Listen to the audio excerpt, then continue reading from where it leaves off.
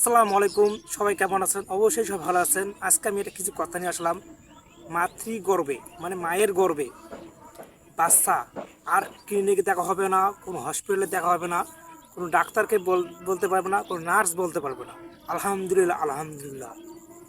পয়েন্টের মধ্যে আসেন, পয়েন্টের মধ্যে আসেন। কারো পাঠ চাতে আসিনি, কারো দালালি করতে আসিনি, পয়েন্টের মধ্যে চলে আসছি। আমি পয়েন্টের মধ্যে চলে আসেন। কথা হলো, মনে করেন একটা মায়ের দুইটা মেয়ে বাচ্চা, দুইটা মহিলা বাচ্চা হইল, মনে করেন হইল। সেই মা কি, একটা মা তো হয় না, দুজন মিলিয়ে একটা হয়, স্বামী স্ত্রী একটা মিলিয়ে বাচ্চা হয়। আচ্ছা, ওই মাটা কি আমাকে বলছে, এসএমএস কি পাঠিয়েছে না হোয়াটসঅ্যাপ এসএমএস পাঠিয়েছে যে আমার একটা মেয়ে বাচ্চা হচ্ছে, একটা মেয়ে বাচ্চা, দুইটা বাচ্চা, মেয়ে বাচ্চা বা ফিমেল বাচ্চা, দুটো বাচ্চা হয়েছে। ওই মাটা আল্লাহকে তো এসএমএস করে পারে নাই, বা হোয়াটসঅ্যাপে এসএমএস করে নাই, বা ইমোতে এসএমএস করে নাই, বা ইমেলে এসএমএস করে নাই যে আমি একটা মেয়ে বাচ্চা হচ্ছে, একটা মেয়ে বাচ্চা। এরকম তো করে নেই।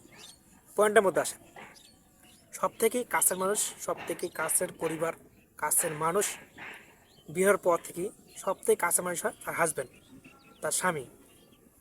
যখন দুইটা মহিলা বাচ্চা হয়, দুইটা মেয়ে বাচ্চা হয়, তার সব থেকে কাছের মানুষ দেখতে পারে না, তার হাজব্যান্ডও তা দেখতে পারে না। কেন ভাইটি? সে তো নিজ ইচ্ছা এটা নিয়ে নেই যে একটা মার একটা মেয়ে বাচ্চা হইলে পরবর্তী একটা মেয়ে হবে, সেটা নিজ ইচ্ছা নেয় না, দুজন মিলিত বাচ্চাটা হয়। তা ওই মাটাকে আল্লাহকে বলে যে আমার একটা মেয়ে হচ্ছে, একটা মেয়ে দাও, এরকম তো না। সব থেকেই একটা ভালো লাগছে, বর্তমান একটা আইন করা হয়েছে, মায়ের গর্ভে কোনো মেয়ে বাচ্চা হবে না ছেলে হবে, এটা কোনো ক্লিনিকে কোনো ডাক্তার, কোনো নার্স এটা বলতে পারবে না। যদি বলে, আইন ব্যবস্থা ব্যবস্থা নেওয়া হবে।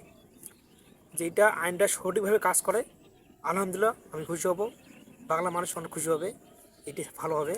আলহামদুলিল্লাহ। আসসালামু আলাইকুম।